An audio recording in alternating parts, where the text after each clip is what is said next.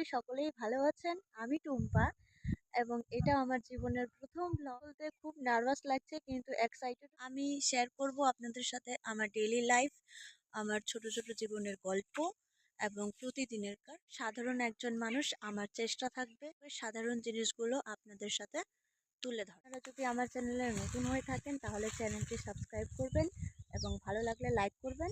আর যদি ভিডিওটা কেমন হয়েছে সেটা কমেন্টে জানাবেন।